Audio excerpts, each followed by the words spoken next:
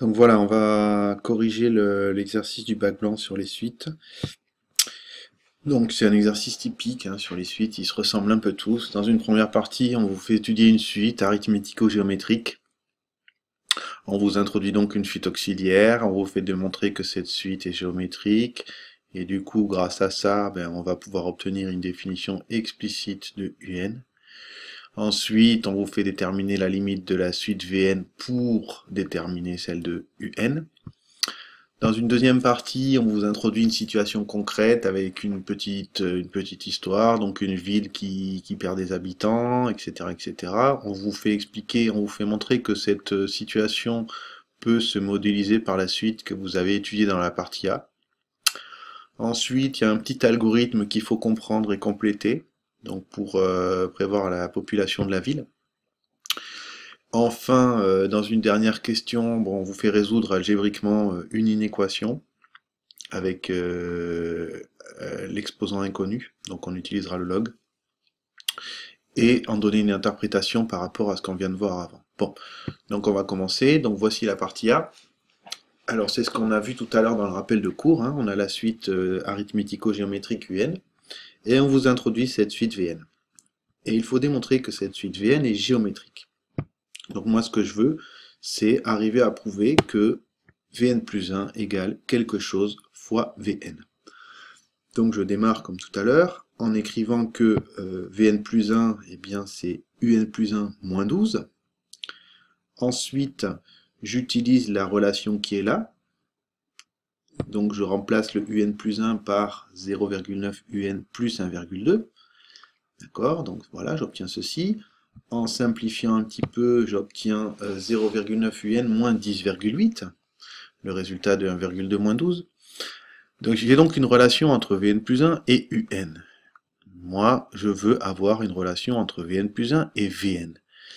Mais cette relation-là me donne une relation, c'est une relation entre Un et Vn. D'où l'idée de remplacer ce Un qui est là par Vn plus 12. Puisque si Vn est égal à Un moins 12, alors Un est égal à Vn plus 12. Donc j'écris cela, sans oublier les parenthèses. En développant, qu'est-ce qui va se passer? Eh bien, je vais obtenir 0,9 Vn plus 0,9 fois 12, qui est égal, comme par hasard, à 10,8, et qui va se simplifier avec le moins 10,8 d'après. J'obtiens donc Vn plus 1 égale 0,9 Vn, ce qui prouve que ma suite Vn est géométrique de raison 0,9. Enfin, pour calculer le premier terme V0, je vais écrire que V0 est égal à U0 moins 12, et comme U0 est égal à 10, j'obtiens V0 égale moins 2.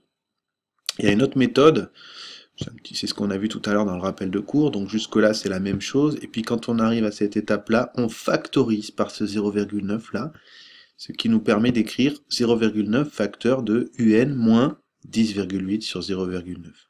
Et comme par hasard encore, 10,8 sur 0,9 est égal à 12.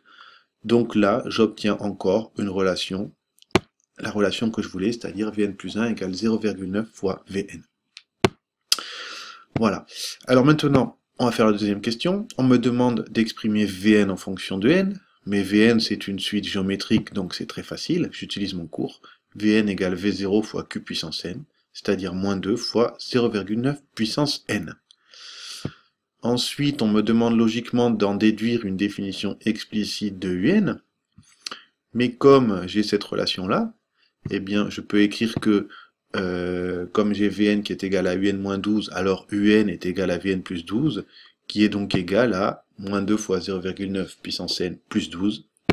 Autrement dit, 12 moins 2 fois 0,9 puissance n. C'est ce que je voulais démontrer. Voilà, j'ai donc la définition explicite de Un qui est là. Maintenant, on me fait déterminer la limite de Vn puis de Un. Alors Vn, c'est une suite géométrique de raisons comprises strictement entre 0 et 1, donc d'après le cours, la limite de Vn c'est 0. Ensuite, par théorème d'opération, j'ai Un qui est égal à Vn plus 12, comme dit tout à l'heure, donc la limite de Un c'est égal à 0 plus 12, c'est-à-dire 12. La suite Un converge donc vers 12. Ensuite, la deuxième partie. Donc voilà ce qui se passe. On a une ville qui a 10 milliers d'habitants en 2012, et puis chaque année, il y a 10% des habitants qui meurent ou déménagent, et 1200 personnes nouvelles qui arrivent. Et il faut montrer que ça correspond à la suite que l'on a étudiée dans la partie A.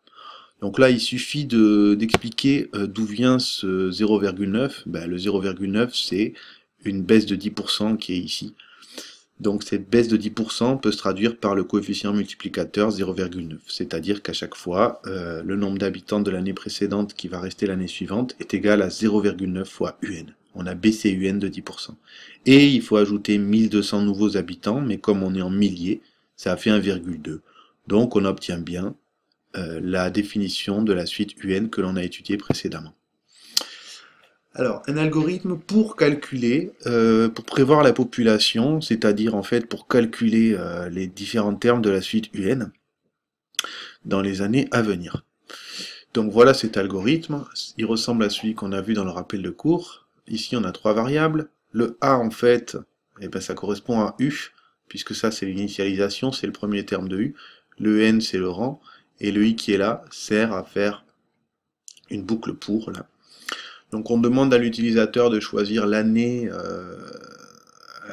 pour laquelle il veut calculer le nombre d'habitants, et on va bien calculer tous les termes de la suite jusqu'à cette année n. Donc en fait ici à chaque fois, c'est comme celui qu'on a vu tout à l'heure, il faut mettre dans la variable U, ou A, pardon, la définition par récurrence de la suite U, n. C'est donc celle-ci qu'on a vue avant. Et de cette manière-là, eh bien, l'algorithme va calculer de proche en proche tous les termes de la suite, et il s'arrêtera à n, puisque la boucle s'arrête à n ici. Voilà. Ensuite, on me demande de résoudre cette inéquation, donc par le calcul. Alors tout d'abord, eh bien, on enlève 12 des aux deux membres, on obtient donc moins 2 fois 0,9 puissance n supérieur à moins 0,5. Là, on fait attention parce qu'on va diviser par moins 2. Et comme on divise par moins 2, ben, il faut penser à bien changer le sens de l'inégalité qui est là. Donc on obtient ceci. Alors maintenant, j'ai le n qui est un exposant qui est l'inconnu, donc il va falloir utiliser le ln pour résoudre l'inéquation. Donc on applique le ln, qui est une fonction strictement croissante, on obtient donc ça. Et là, grâce aux formules sur le ln, eh bien, on a ln de 0,9 puissance n qui est égal à n ln de 0,9. Donc on a le n qui est descendu, entre guillemets. Et maintenant, on va pouvoir trouver une inégalité sur n. Là, il faut faire attention, parce que même si on ne voit pas de signe moins, ici on a ln de 0,9. Et on sait que le ln est négatif entre 0 et 1. Du coup, on va diviser par ln de 0,9, qui est un nombre négatif, donc il faut bien penser à changer encore le sens de cette inégalité-là. On obtient ceci, on prend sa petite calculatrice, et on voit que ça fait à peu près 13,15. Comme n est un entier, je veux trouver les entiers qui sont strictement supérieurs à 13,15, donc ça va être à partir de 14. On me demande enfin d'interpréter cette inéquation, ben ça c'était UN en fait, hein, et on cherchait à savoir quand est-ce que UN était plus grand que 11,5, c'est-à-dire on cherche à savoir quand est-ce que la population de la ville va être supérieure à 11,5 milliers d'habitants. Et on voit que c'est à partir de n égale 14, c'est-à-dire à partir de l'année 2026. On aurait pu demander aussi, ce qui arrive souvent au bac, un algorithme dit algorithme de seuil pour déterminer, grâce à un algorithme, donc à partir de quel rang on aura UN qui sera plus grand que 11,5. Donc dans cet algorithme, on a besoin de deux variables, la variable U et la variable N. On initialise avec le premier terme de U, U0, le premier terme de UN, U0 qui était égal à 10, et N qui prend la valeur 0. Et ensuite, on va faire calculer les termes de la suite UN jusqu'à ce que ces termes soient plus grands que 11,5. Il va falloir faire donc un calcul tant que UN est inférieur ou égal à 11,5. Donc on utilise une boucle tant que, et on va faire calculer, comme précédemment, à l'algorithme, les différents termes de la suite U, sans oublier à chaque itération d'incrémenter n, c'est-à-dire que n doit prendre la valeur n plus 1. Donc l'algorithme va continuer à tourner tant que U sera inférieur ou égal à 11,5. Et quand quand U va dépasser strictement 11,5, il va s'arrêter. Et à ce moment-là, il nous suffit de lui demander la valeur correspondante de n. Donc si on fait tourner cet algorithme ici, on aura n égale 14. Voilà.